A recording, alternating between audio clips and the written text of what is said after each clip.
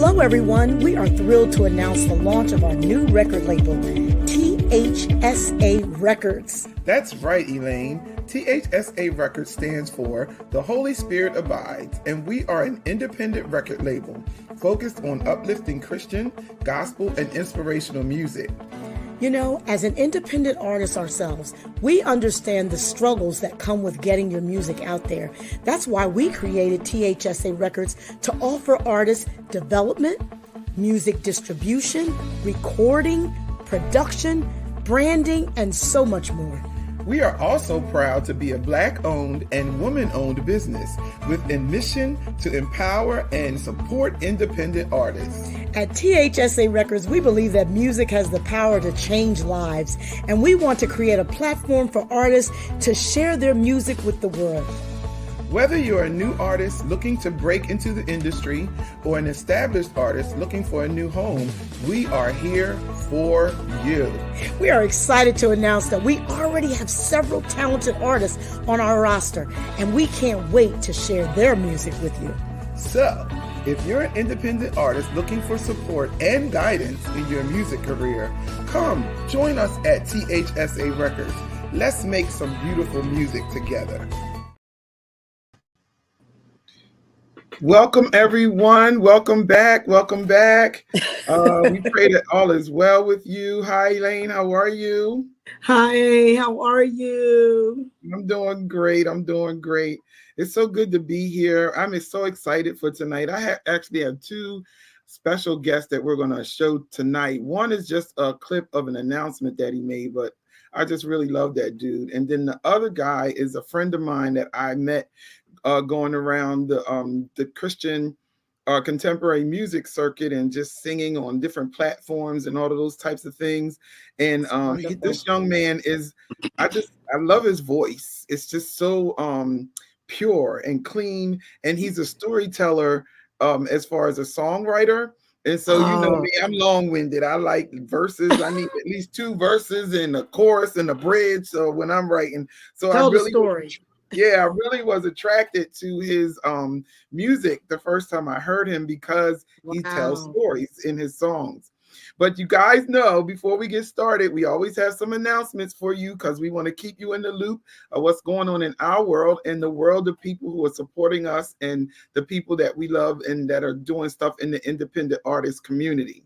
Absolutely. Well, I'm going to start with Davis Tent, New Jersey is coming up this Friday, our first opportunity for you to sow into Davis Tent. Because those of you who know about David's Tent, you know, during the actual weekend, there's no soliciting of any type. We don't sell anything. We are just there to worship and praise Jesus. And so, in order to make that happen, so that we don't have to charge a fee and all those types of things, we do a couple events leading up to that. And this Friday at 7:30 p.m., we will be live via Facebook and YouTube, and we will be worshiping.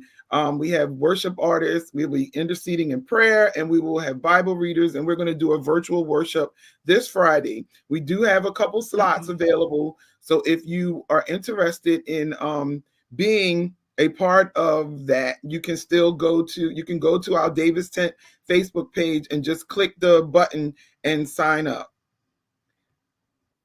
Next, we have United Music and Arts Conference coming up July 14th through the 17th.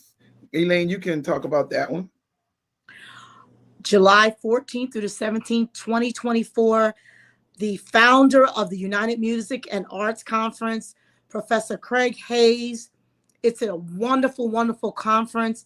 Independent artists, choirs.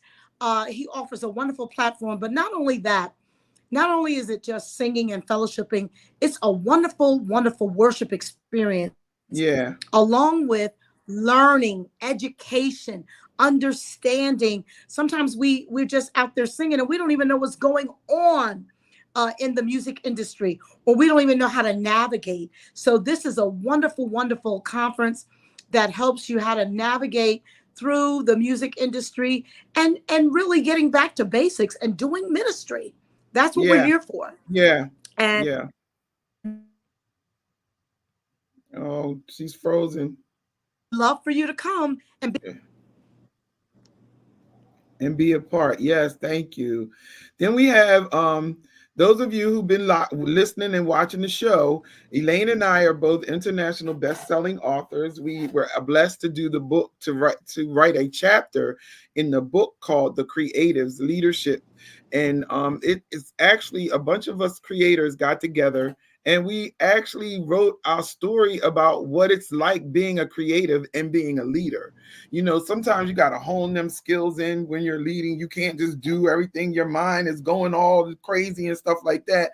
And being a creative can be tough being a leader because God is constantly downloading things to you. And so it's like, God, when do I implement this? But we will be here with a couple of the other artists who are in the New Jersey area, Pastor Bubby Fan, Debbie Egbisi, Leslie, and my sister Yvette, myself and Elaine. We will be at the Piston Diner. It's $45 and it does include your meal.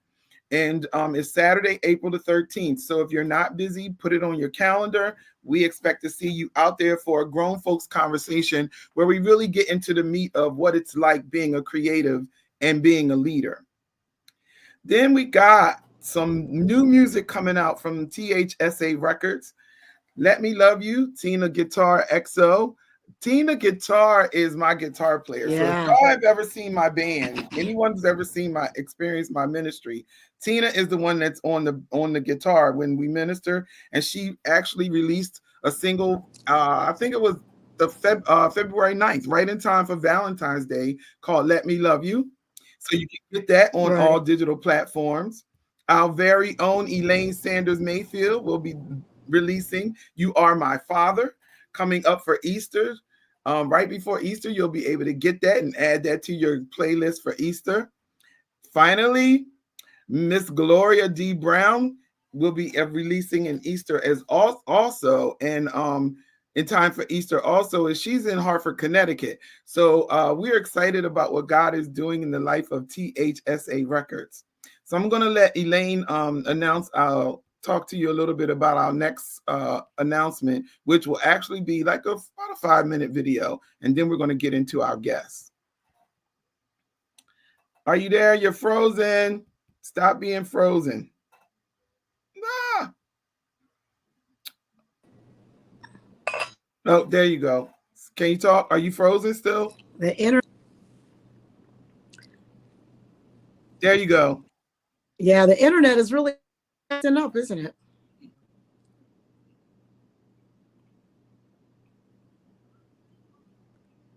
You're not frozen now. You can talk. I can see you moving. Every time you get ready to move, it Internet is does. really acting up, isn't it? Yeah. I'm going to play the video. Hopefully, we can get a better connection. Okay. Hello, everyone, and welcome. Hello. I am so excited to be here with you all tonight. And I'm more excited because my brother-in-law, Gary Diggs, is with us again. You know, he's been on our show. We've interviewed him a lot of time, more than once. I think once for music and once for his book. And I'm excited that he is here. But tonight we are here in a different capacity. We're here to share something else that Gary has going on that will allow you to be a part of the kingdom of God, to enhance the kingdom. And so, without further ado, I'm going to allow Elaine to give you guys some more information about why we're here with Gary today. And then Gary will expound on it even more so you know how you can become a part of what he has going on. Excellent. I am so excited about this. This year, it's the 10th annual Call to Refresh event. And what's so special about that is that this year, Gary Diggs, I call him Elder, will be giving out 10 scholarships. And what is even more great, when I read your letter and I saw the names on the scholarships that they will be giving in honor of, I said, this is wonderful because not only does it help the student, but it also helps the person that it's named after because there is a standard and I know how you operate. So I want to read off these names real quick. There will be scholarships given away in the name of Jamie Williams, Yes, Destiny Diggs, Jack Harris, Bernae Holman, Renee. Holman, Grammy Award winner Cedric Thompson, Carl Rogers, Brian Williams, Richard Tubbs Smith Jr., and Austin Woodland. Yes. What an incredible group. Yeah. And here's the other thing is that we are giving you the opportunity to help make these scholarships come to fruition. Yeah. The goal is $10,000. You want to Yeah. give 1,000, give 1,000. Yes. You want to give 500, give 500. You want to give 100, give 100. You want to give 20, give 20. But we want to make sure that this happens.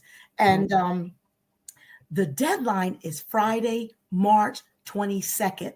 Yes. The actual event is April 2nd, 7 p.m.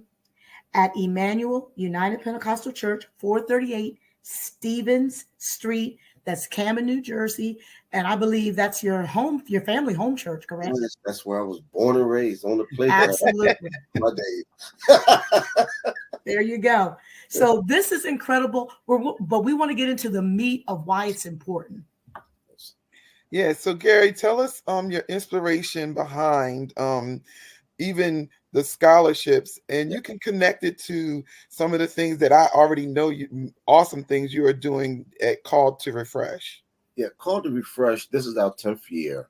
Thank you for even having me on. Oh, absolutely. Our 10th year. And I wanted, of course, every year you want to always add to the equation to make things greater and stronger, bigger and better, for everyone.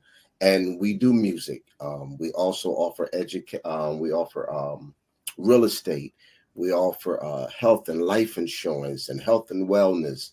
And we offer so many components into what we're doing other than just how to play the next song or what's the latest keyboard.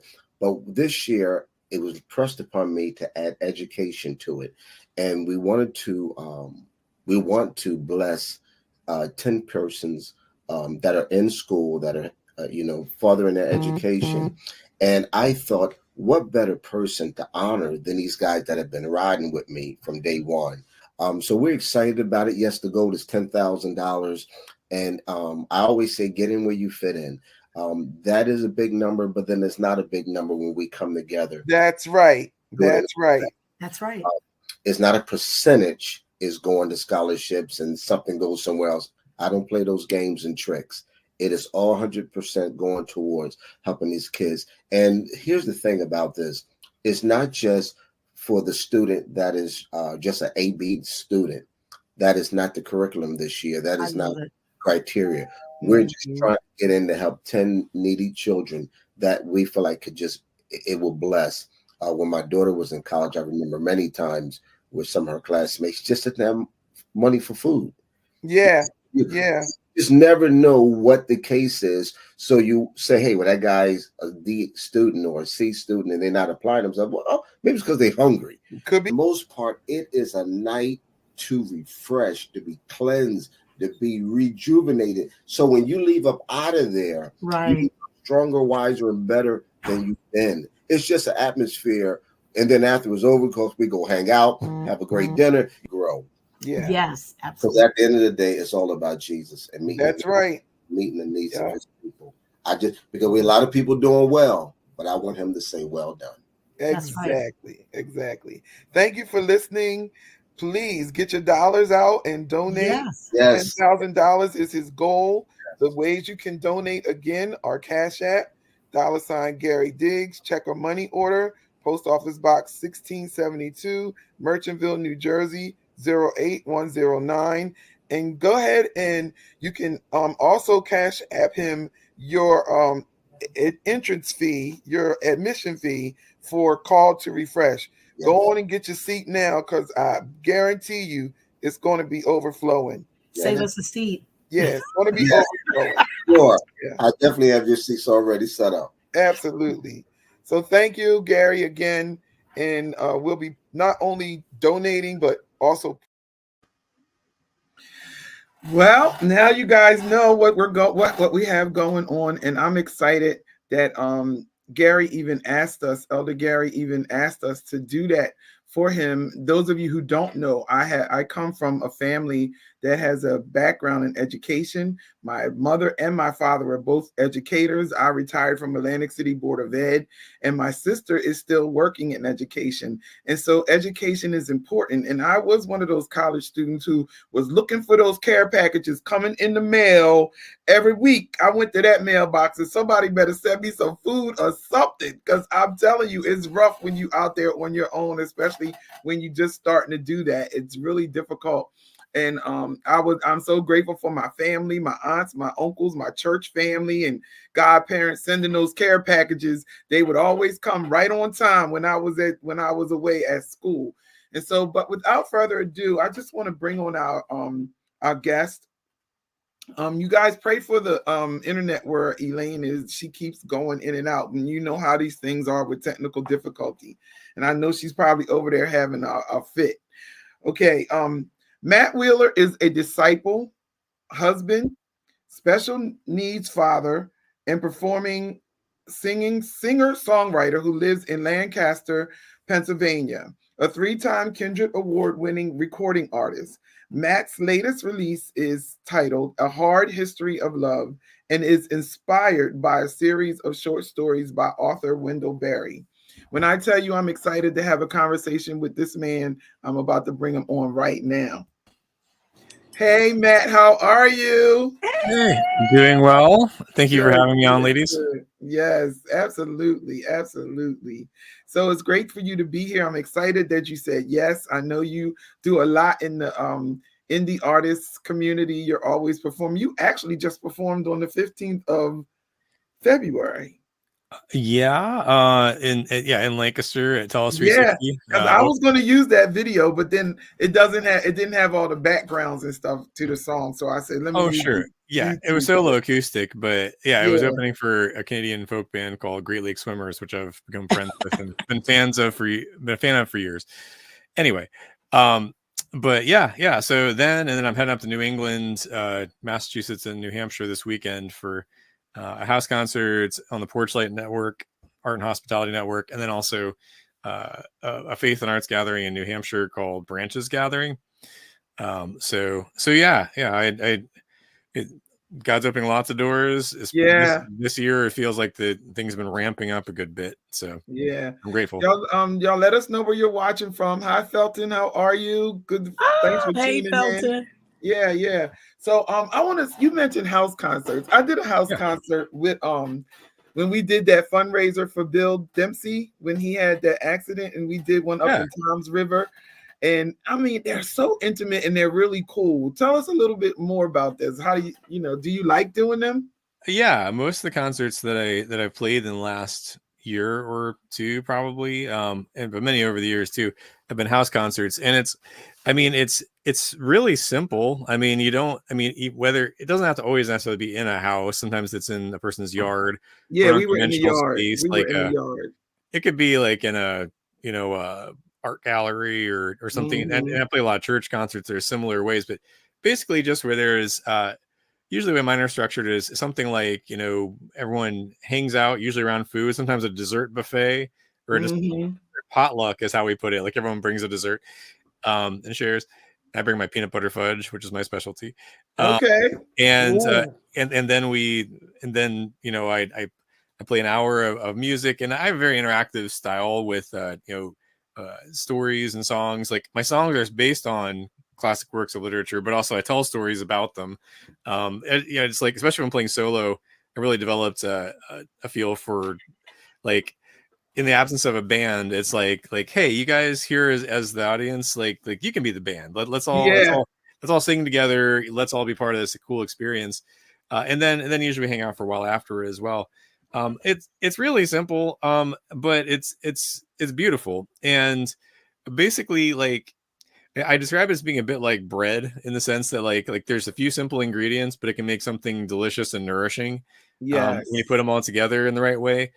And and maybe not everyone likes to make bread. Maybe they like to eat bread. So maybe it's like you attend someone else's house concert. But the nice thing too is, if I'm traveling to a city I haven't been to before, or like I don't have like much by way of like people who know my music, if someone gathers together, a couple dozen people in a house, in their yard, what have you, and I'll bring the songs and stories, and it's dependably a wonderful time. And number of house concert hosts, we tend to have like a rhythm where they might host me like once a year or something like that. So that's been nice to build up, because then like they can be recurring.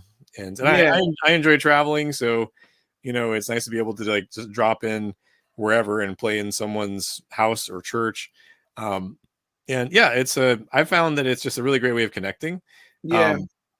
Life on life, I even think of like the early church that was, meeting in houses and things. Yeah, they were meeting in houses. Yeah. It's like, Katrice, we have to do that.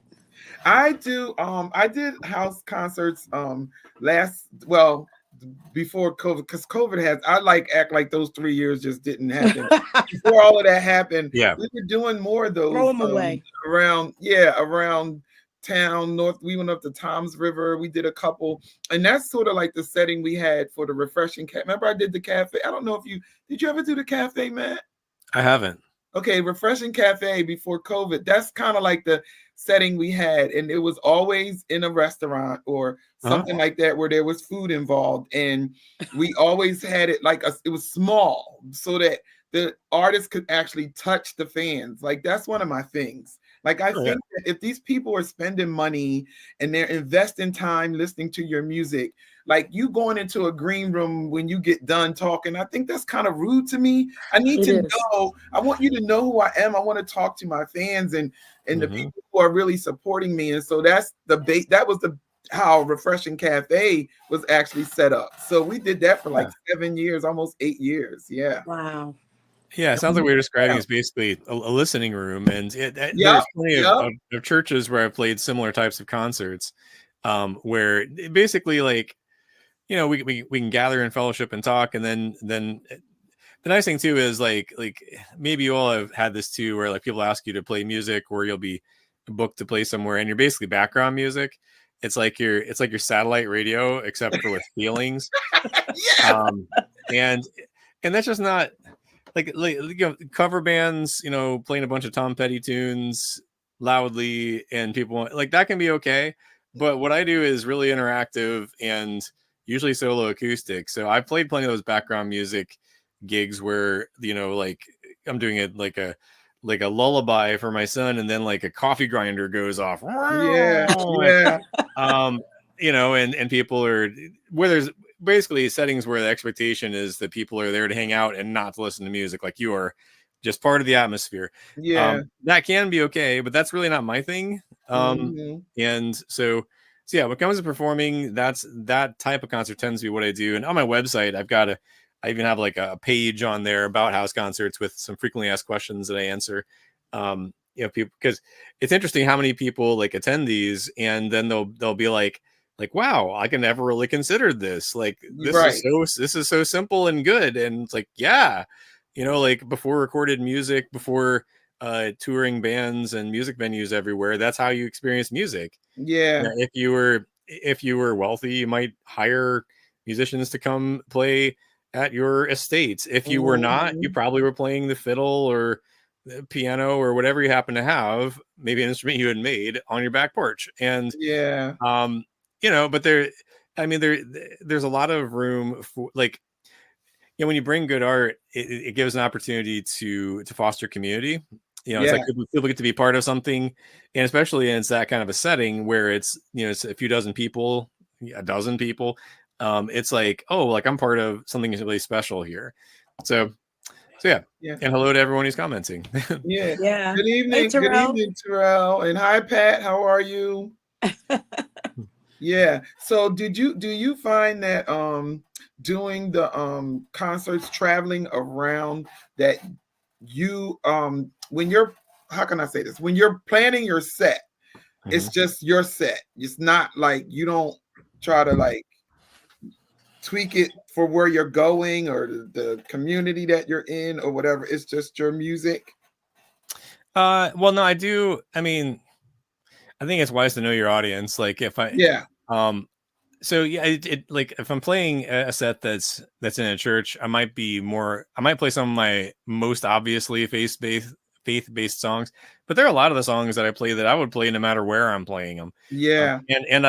For instance, I usually sign off my sets wherever I'm playing with the song "Prayer of Saint Francis." Which I did not write, but and I don't know if St. Francis of Assisi actually wrote the lyrics or not, but it's a beautiful way of describing like how to relate to God, like how to understand that, and how to relate to other people, and how to understand oneself. And so like I'll like a lot of like my song "The Light and the Sea," like it's basically a psalm, but I'll play it even if I'm playing like a music festival that isn't like expressly Christian. That's great. So yeah, I mean, like I believe in being the same person wherever I am and whatever I'm doing. Hi, Rocky. Thank you. Yeah, I mean, like I think that there's some consistency to that, but I mean, like I do lead worship music as well. So like sometimes I'll like play a house concert on a Saturday and then lead worship music at like the host's church the next day or something like that. It's and of course I'll be playing like specifically worship songs, sometimes some originals, but yeah, I mean, like I do tailor it a little bit, and also besides like the serious songwriter stuff, the worship songs, I also do ridiculous pop song mashups. Okay. And which ones I do does depend on the audience to some extent. So, like for instance, probably my favorite one to play is one I think you all would resonate with, but like a young audience might not know these. So, younger than you all and me, obviously, is what I mean. But yeah, so like there's like one of the pop song mashups. It's like imagine it's 1989 and two of the biggest pop stars of the day, Rick Astley and Paula Abdul, decided to start a relationship. They start going on some dates, and they eventually need to sit down and talk about commitment. And so I mash up. Oh, I'm freezing. Oh, well, I can still hear you all. I can hear you. Is that me? I don't know. I had to move closer to my router. That's what it told me. So that's what I did. Yeah, I think Katrice is still there though. Well, to finish the thought, that mashup is called the mashup's called Never Gonna Give You. Oh, hello again. Yeah, that mashup's called Never Gonna Give You Straight Up, because it's never gonna give you up and straight up. People can oh along. That's just kind of fun. I've never heard of such. I love it. Rocky said that things are looking pretty good coming through where he's at. Yeah, and Patricia says so too. Great. So I guess we're just seeing all that. Anyway, hi, Rocky. Yeah, Rocky O is a good friend of mine. So and sometimes drummer in my band. So Yeah, and thanks for tuning in. Oh, cool. Yeah, so I like to do like I might have like a song based on like a Victor Hugo novel, and also do Prayer of St. Francis, and also have like a Vanilla Ice cover, like all just thrown in. Like you never know. Okay, Like so like I've got a pretty big repertoire, and like there are some songs that appear in most of my sets, like my song Indigo. I mentioned The Light and the Sea is one. And what I've been doing, what I plan to do at both of the events I mentioned for this weekend is play through my new album. Like it's basically present each of the songs. There's 5 songs, and then there's stories to go with them, and actually a piece of poetry at the end as well. So basically, that album is based on some short stories by my favorite living author, a gentleman named Wendell Berry, and so who you mentioned when you were describing the new album. But the nice thing is, like, if people know who he is, then they can jump right in and like get immersed. But if they don't know who he is, then it's like I get to introduce them to a friend. I mean, not that I know Wendell Berry really well, but I have written to him, and he actually wrote me back a few days ago. He's still alive. He's 89 years old. And he does know that I have an album that was based on his work. And he said nice things about the poetry too. But anyway, that's incredible.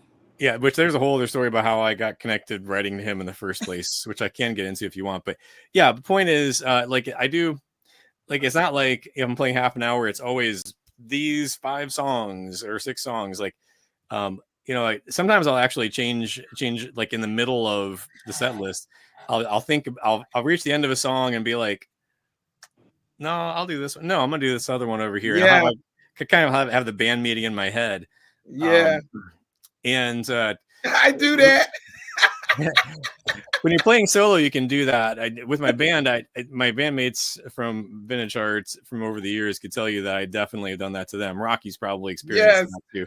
Where I'll be like, you know what? I think I'm going to try an acoustic version of this one song from the 80s or something. Yeah. Anyway, so it does vary a bit, but for the most part, I see who I'm playing for.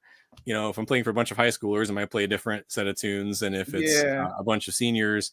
If it's but the originals, like especially, I guess that mostly like affects what I play as far as the covers too. But anyway, point is, I try to take temperature of the room. Sometimes even like midway through, like if it turns out there's a bunch of kids there, I might do a song called Happy that has motions and has a repetitive chorus that kids can jump in and sing along, and the parents can act like kids as well, and it's just a ton of fun. So that's a very meandering answer to your question, but so it's great because I do a lot of the same stuff. Like I will switch up in midstream the set list in a minute. Right. Well, and my husband is my drummer, so then he's looking at me like, we did not practice this. Hi, Minister Hall, how are you? And he's looking at us like, we did not we did not go over this in practice. Yeah. I've heard that Bruce Springsteen has done that over the years, where like he'll mention something about a song, and then like he'll like count it off. And like I think it was Max Weinberg, his drummer. I heard him talking about like, and we just have to guess at which song he was going to start into. But I mean, like obviously that's worked out okay for him. So I guess Katrice and I are in good company. Yes, we are. I did my first David's Tent with Katrice, and I'm like, okay. She's like, oh yeah, these are songs you'll be fine. And then, okay, she had her template, right? Then the Holy Spirit comes in. Katrice is writing on the spot. Oh, wow. She's just, she's just downloading, and she's like, repeat after me. And we're like, okay. So now it's like a whole new chorus. Yeah, just going with the spirit, like, improvising. Yeah. It's like jazz, just going where the spirit leads, where the music was great. Takes you. It was great. You wind up with one of a kind moments when you do stuff. Yes, like that you can't even repeat, right, Matt? Like you can't go back and get that stuff. You never get it back. Yep. So you got to go with it. So tell us, you are nominated for a Kindred Award this year again. Yeah. So, congratulations. Thank you. I actually would. they're a little kind of out of the shot back there, but there are a few. Yeah, the ones I won are over there. But Yeah. anyway, yeah. So I got word probably same time as you all did about the Yeah, because nominations, both of us did too. Yeah, absolutely. and I saw that yeah, I'm nominated for the folk storytellers category. So Mhm. and I just saw today that looks like it's gonna be throughout March that the voting is going The to voting, yes. So listen, run. everybody, all the listeners on here, we're the only two you got a problem with is me and Elaine. We're in the same category. So you vote for her once, and then the next day vote for me. But it doesn't matter. Right. But that's what it is. Elaine and I are in the female gospel category. Matt is in the folk storytelling category. So go and vote. Voting starts on March 1st.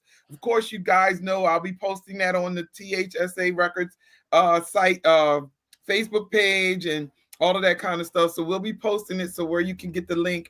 It doesn't start until March 1st, though, voting. And so we'll share that with you so you can go and vote. Vote for Matt. You're going to hear his song later, but I want to say that was the three of us. When I won the Gospel Artist of the Year, my first one in 2018, that was when I first heard you. I think that was mutual. That might have been my first time with Tim Ewing, who runs maybe not quite single-handedly, but is definitely the force behind. Basically, he does a ton of the stuff. So if Tim's watching, a huge shout out. Yes, thank you, Tim. Yes. I remember getting was kind of a random email one year. It might have been 17 or 18. It was around that time. Yeah. About like hey, there's this regional Christian music awards show that we do each year, and I'd love to. You're nominated for whatever the category was called at the time. I think it might have changed names a little bit. Maybe it was just folk. But anyway, yeah, and so I mean, so yeah, there is the voting, and I'm nominated. And I'm grateful for that, and I plan to be at the show. But yeah, we do too. But the show is especially cool because, I know lots of musicians around this immediate area, but I didn't know many in New Jersey, and especially Christian artists in genres that are outside of mine. Like, yeah, there aren't too many that I had gotten to know, just organically, even like through social media or anything. So like bringing everyone under one roof, and I'm meeting people like BJ Shores and the Itzels and the Neighborly and you all. Although I'm not sure, Lee, I'm not sure I've seen you there in person, but could be we hadn't connected before. Or like the Dorsets or other folks. I mean, there's lots of folks who I didn't know. I like the Neighborlies. Yeah. Like I recently played an event with them, and it was the first time we met them in person. So, but anyway, yeah, they're from this area. But yeah, it's super cool. Like just getting to know people who are doing like other expressions of music. We have a common bond of faith, even if we live in different places. Our backgrounds are different, our sound is different. I mean, I think that's a really beautiful picture of you look in Revelation, the description of the new kingdom, about how people from all tribes and tongues and languages will be together worshiping God, and so it kind of feels like the Kindred Awards is like a localized New Jersey, Pennsylvania, New York, Delaware-ish flavored miniature version of that.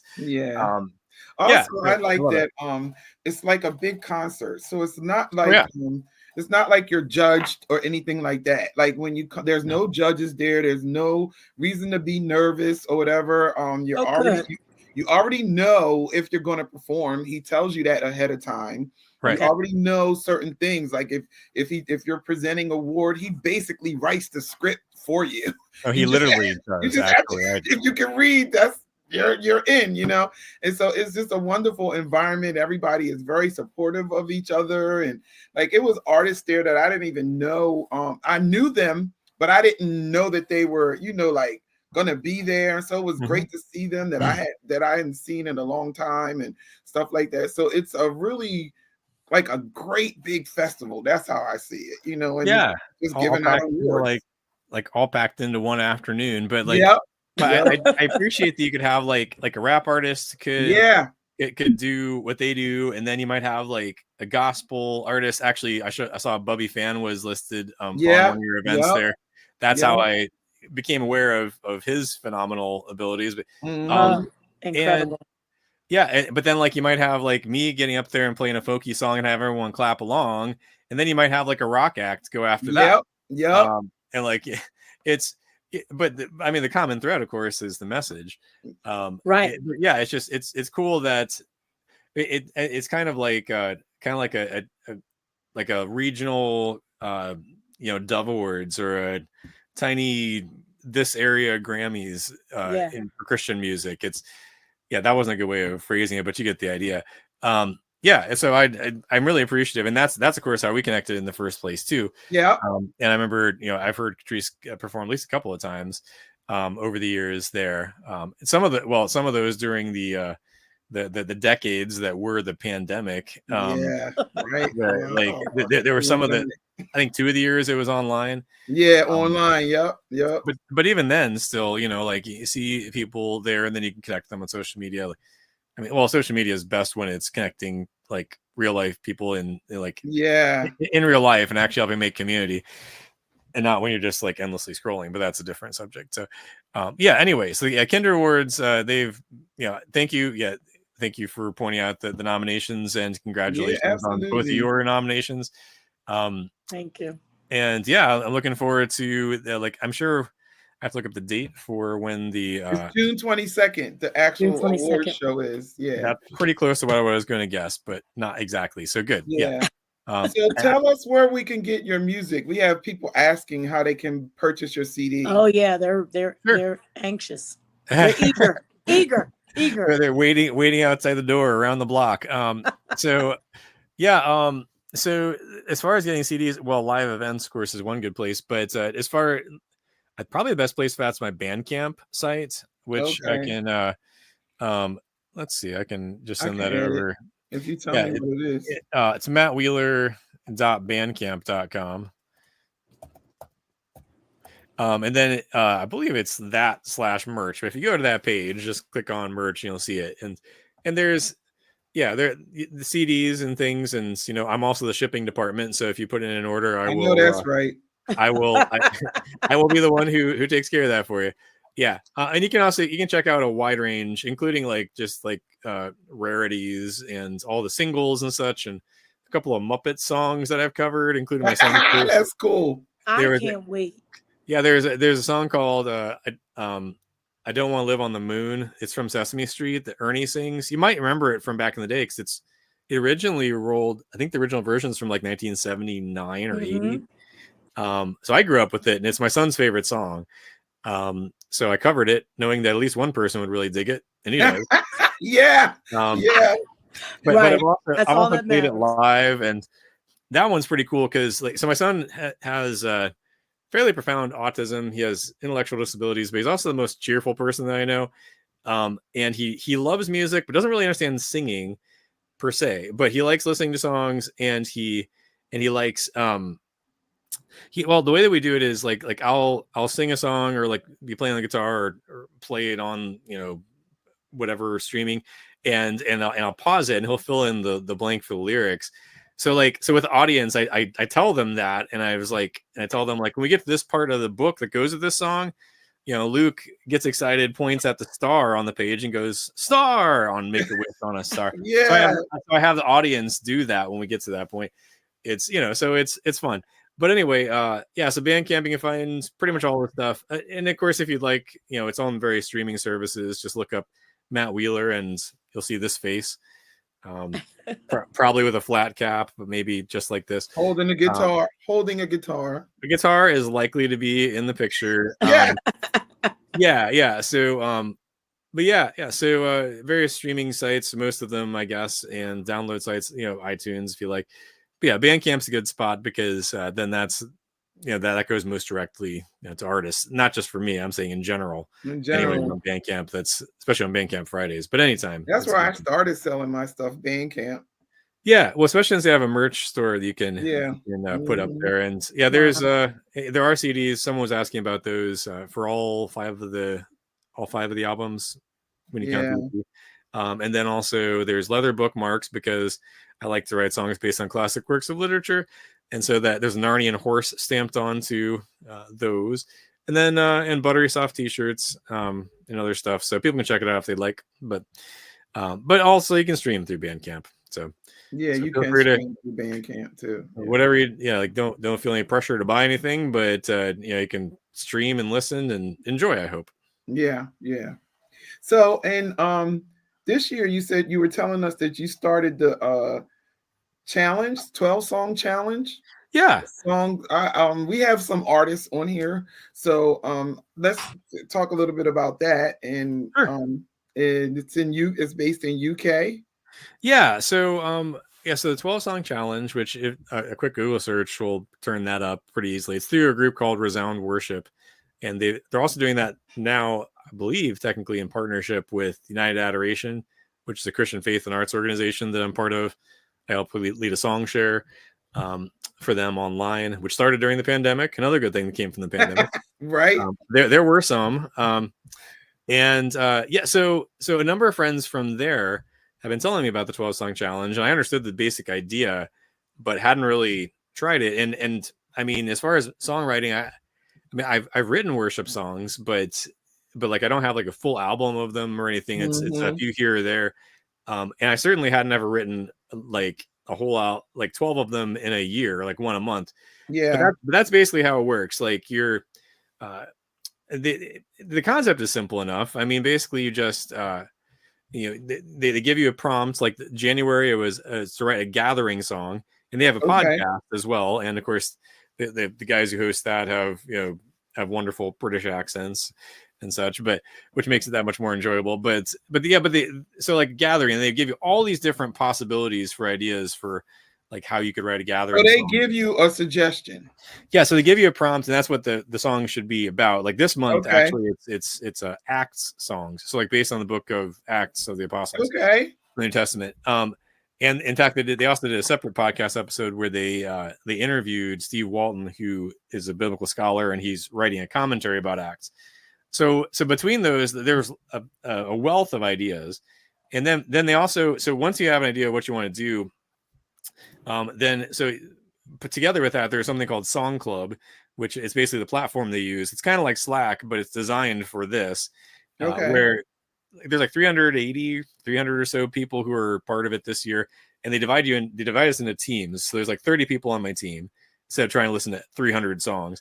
So just this one group, and so like last evening, I finally sat down. I was a little late getting to my February song. I finally sat down and put together some ideas, and got a like a verse and chorus of a song that I'm calling Crimson Thread, because that's factors in to the lyrics in the chorus. So I posted that, and basically like then people can comment and give constructive feedback, and it's basically it's a community that very much is into encouraging and giving constructive feedback. So like, and then they have a way you can just post a new version of the same song, and then people can comment on that. Like my January song, I definitely took a few of the suggestions and did a new version of it with those in mind. It became a better song. Actually, I haven't totally finished that one. I still want to add a bridge to it. But there's another songwriting community that I think will be helping me with that. So point is that it's, like what I was told about it is like community is like the community that comes from it is totally worth it. And basically like each month you're just supposed to like, even if it's just like a piece of a song or like something unfinished, that's okay. The idea is basically just to help you, to help give you a like basically give you accountability, but also like to give you cause to go ahead and write. And I certainly find I write best when there's a prompt, which is part of why I write. I was going to ask you that. What inspires you? What inspires you, right? I was to write. I mean, sometimes it is things that happen in life. Sometimes it's realizations God brings. Or I'll be like walk on a long walk outside or driving or something, and think of a melody, which that's not infrequent for me to like have that happen, then just get it down on voice memos and use it later maybe. But so like I really find that, I mean, as busy as I keep with various things, because I work full-time at a college, Lancaster Bible College, LBC, and then I also, I mentioned being special needs parents, my wife and I, family life here, and then of course I was there's going to all, ask about that work-life all balance. yeah, there's all the music stuff, with touring and leading worship music. I end up substituting a lot of different churches on Sundays because my family does church at a large church on Saturdays. Anyway, generally, so yeah, there's a lot of things going on. So if I'm going to take the time to sit down and write, it helps if I have something specific that's at least a general idea to write about. And that's what, like, so writing based on particular stories or, like my last two albums are like based on like C.S. Lewis and Tolkien and, Chesterton and others, Wendell Berry. But then but this, it's a totally different thing. But like the idea of writing with a prompt that's already there. Yeah. Is still there. And I find that to be really helpful because I think in some ways limitations can be really helpful. Like if you have every choice in the world of what you might put into a song, it's like it's overwhelming. It's too much. But when it's like, when it's limited down to like, oh, the song is going to be, it needs to be on the Book of Acts. It's like, okay, that narrows it down to I know where I'm working with. Yeah. I mean, like, all these songs are going to be based on this one set of short stories. Okay, so that definitely narrows it down even more. I see the cover art for my most recent album. It is. And I look, I'm a graphic designer by profession. Like since I retired from the Board of Ed, I've always had this business, but I do web design and graphic design, social media content and stuff like that. And so I was like, I couldn't stop staring at your cover. So I need to know who did your cover? What was the inspiration? Sure. What was the inspiration for that cover?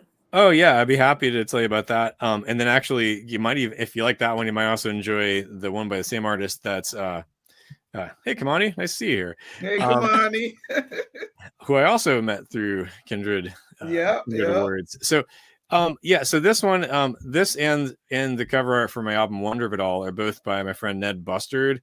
He if you know, there's a liturgy book called Every Moment Holy. Where there's liturgies for things like, well, there's like liturgy for table blessings and things, but there's also liturgy for like beekeeping and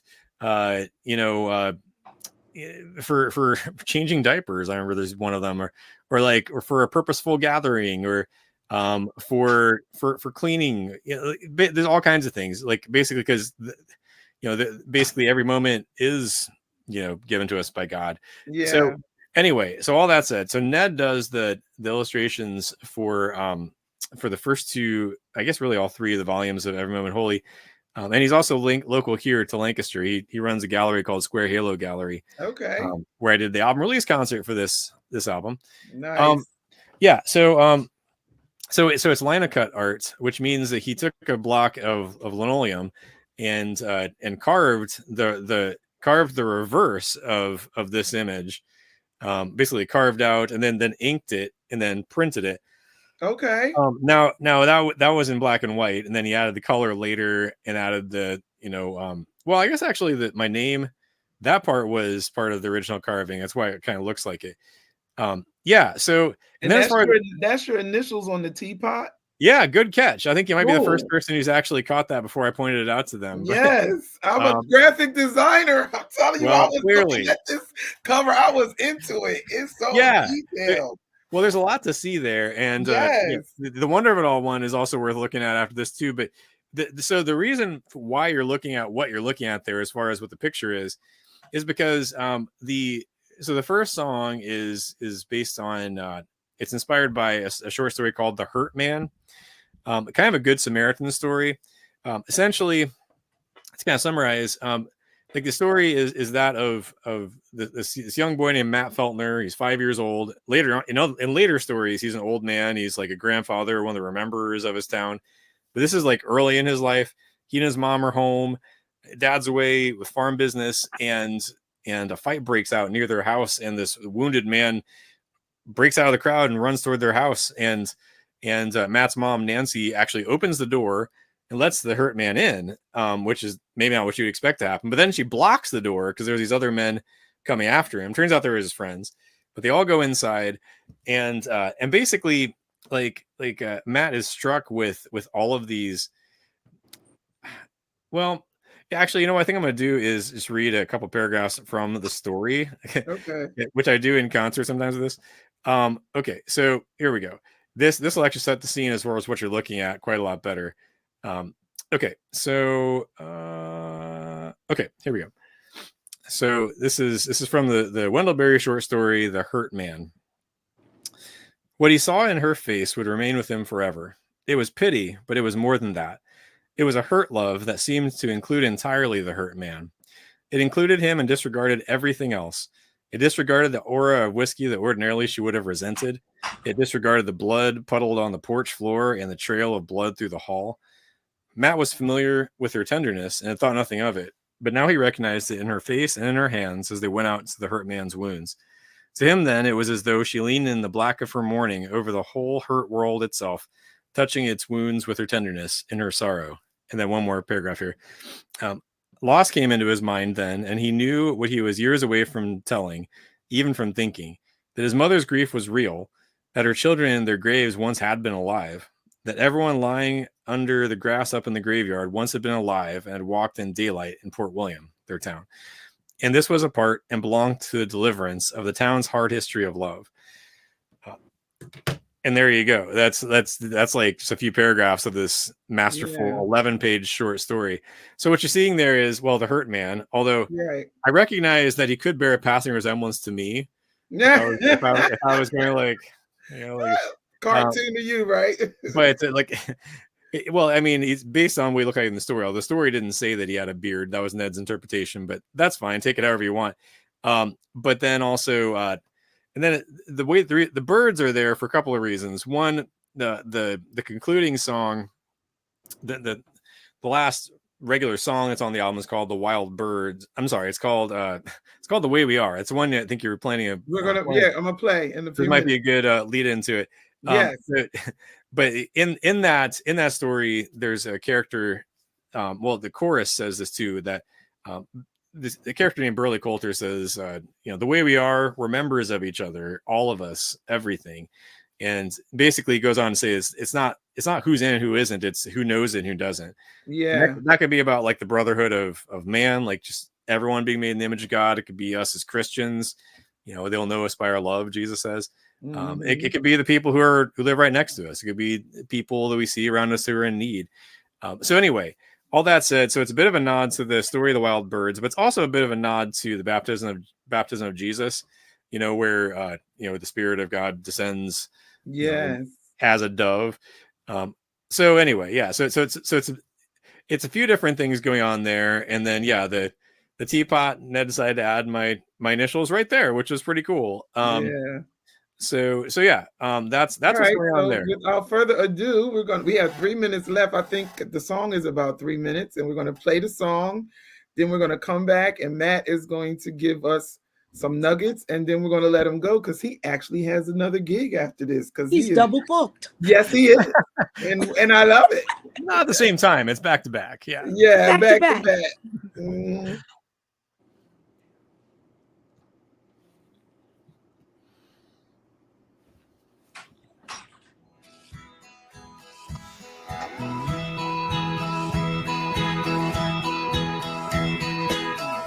Welcome to the bright sadness, the humble madness, the sacred gladness. Welcome to the breath and silent light, the dawnward passing night, the bittersweet fight. The way we are, members of each other, all of us, everything. Together we'll see many seasons, joy in spite of reasons, a love that endures anything.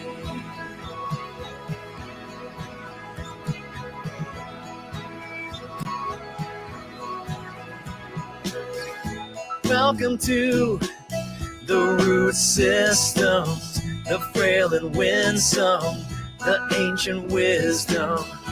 Welcome to the faithful and the true, the glance and rear view, the quiet rescue. way we are. We're members of each other, all of us, everything. Together we'll see many seasons, joy in spite of reasons, a love that endures anything.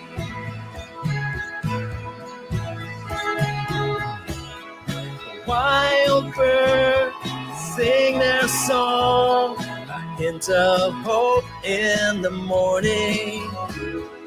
Wildflowers worry not, their maker brings joy in the morning. The way we are, members of each other, all of us, everything. Together we'll see many seasons, joy in spite of reasons, love that endures anything. The way we are, members of each other, all of us, everything. Together we'll see many seasons, joy in spite of reasons, a love that endures anything.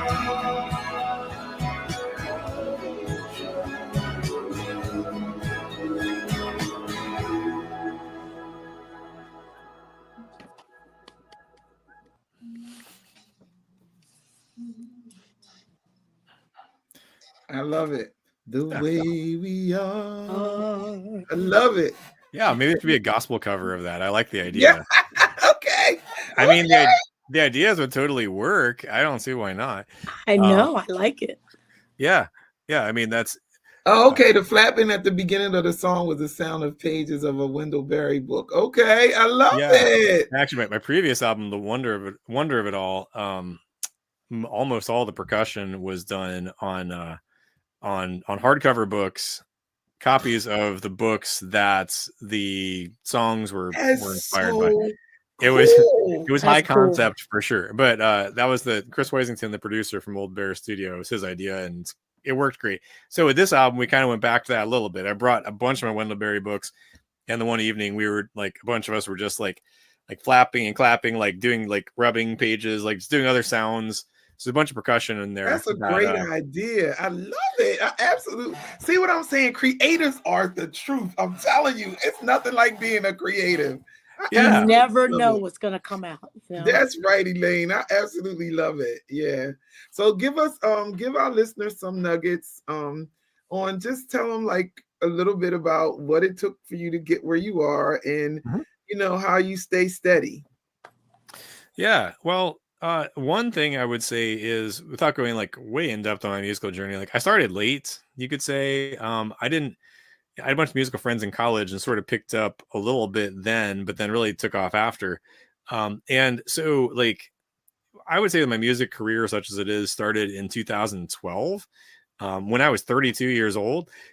So like, it's about the time that people are like quitting their punk bands and starting families. Like, if they haven't already, I got married and we had our son, and then I started sharing original music consistently. So, you know, like if you're, you know, whatever age you are, like you're not too old to start. I mean, I know, like, I think it was Mary Gauthier, the singer-songwriter, the folk singer-songwriter, who started, like, she released her first album at like 47. Which if I was on that track, I wouldn't have even started yet. So yeah, I mean, like, so like, don't feel pressured to like just like feel like the ship hasn't sailed if you're breathing. So I just started playing piano a couple years ago, and it's a whole other story how I ended up being gifted this 60s Wurlitzer behind me. And like just coming to that as a beginner in my mid 40s, it's like, this is really cool. This is pretty fun. So yeah, like it's not too late to start. If you're inclined, just give it a try. And the way you get better at songwriting and playing and singing is just by doing it. Not just waiting until there is a time where you feel like you can take lessons. Like, just start. Put one foot in front of the other. That's one thing I would say. And let's see, what keeps me steady? I mean, well, certainly, you know, my family, supporters, and most importantly, my relationship with Christ. rule of life, the habits that have developed over time, being scripture, certainly in prayer. Yeah. One of the things I mentioned, the book Every Moment Holy. Before most performances, I pray. There's a liturgical prayer called a liturgy before taking the stage, which actually, if I move over, that's a print of it right there with the Ned Oh, Bustard. okay. Yeah, so it's like a page, but yeah, like before I played on the 15th, I got on stage, and before it was time for me to go on, and before the light was on me and such, I usually have the book or the app that has that prayer, and it's really beautiful too. It's called a liturgy before taking the stage, talking about how asking God to take this, these insufficient offerings, and like he's miraculously, Yes. like Jesus has done, and taking the loaves and the fishes, like nourishing Yes. the people, and pointing Yes. them, either encourage them in their walk, or if they aren't in walks, that the performance will be like the breezes of a far country, coming through the window to them. I don't have the exact wording there, but it's beautiful. So yeah, Every Moment Holy, I'd highly recommend. But yeah, just little habits like that, little bits of liturgy in life. And I don't mean just like what's in that book. I mean just like the habits, Yeah. spiritual disciplines. Just following Christ. I mean, that sounds super simple, but it's, well, as far as an idea, that's not say it like is in practice super simple. Although the Mhm. idea of Jesus saying to the disciples, "Follow me," sounds simple enough. Like, okay, I Mhm. just need to follow you. But anyway, so yeah. And as far as I thought, maybe there's one other thing I was going to throw in there, and I'm not remembering now what it is. Oh, I know what it is. So I would also say, like, if you're writing, if you're singing, if you're playing, or whatever kind of creative outlet you might have, don't be afraid to be niche. In other words, don't be. It's okay if your art isn't everyone's cup of tea. Like, Right. lean hard into what you're fashioned to make. Mhm. I And had to often that's learn gonna that. be like stuff that interests you. Stuff like again, literature is one of my things. Um, but basically, like it's okay if it's not for everyone. Like Yes. just own who it is that God has made you to be. Play the cards you're dealt, Yep. and you'll probably find that there are people who will enjoy it. Yes. And it might not be like everyone. It might not be a household name, and that's okay. Mm-hmm. But if there's dozens, hundreds, maybe thousands of people who dig it, um, great. But ultimately, we're making the art, as unto God, and Yes. for anyone else who would care to listen. Yeah. So yeah, those are the nuggets I have for the moment. And those nuggets actually fit our mission and our vision for the record label. We Hmm. actually are not, we let people know we're not making stars. We want you to be authentically who God Years. created you to be in this Yeah. creative space. And we're just here to help you perfect that so that when you put out a product, it's worth listening to. And you Yeah. can do that, in a professional manner. So Yes. that's basically what we do. And I like the variety. I absolutely love, I don't want to sound like someone else. God created us uniquely and wonderfully made. Yeah. And so I believe that we all have something to offer the Oh, world, the kingdom of God, even the world, and which in what we live in. And when we imitate and be like someone else, we're not being true to what we're supposed to be offering. yeah. And Yeah. each one reach one, because something I may offer may not reach someone. Something you offer may reach someone. So it's to each his own. Yeah. Yeah. Yeah. I mean, I was listening to a podcast that a year or two ago, that Andrew Peterson, one of my favorite songwriters, who's also an author, was talking with, I think it was the Wade Center podcast, and they were he was talking about Tolkien's work, J.R.R. Tolkien, and he was like, but of course I can never write like Tolkien. And then the host said something like, yeah, but Tolkien never could have written like you. And I was like, Right. oh, yeah, Exactly. that's true. I Exactly. mean, yeah, Tolkien was playing the cards he was dealt and leaning into the voice that God had given him. Yep. And every person's voice matters. It I even make does. it a point in acceptance speeches, at least the recorded one I made for last year for the Kindred Awards, was that like that, your voice matters. Every person's voice, is different. Everyone is unique, and in some way reflects an angle of or an aspect of God's glory and His image that other people don't.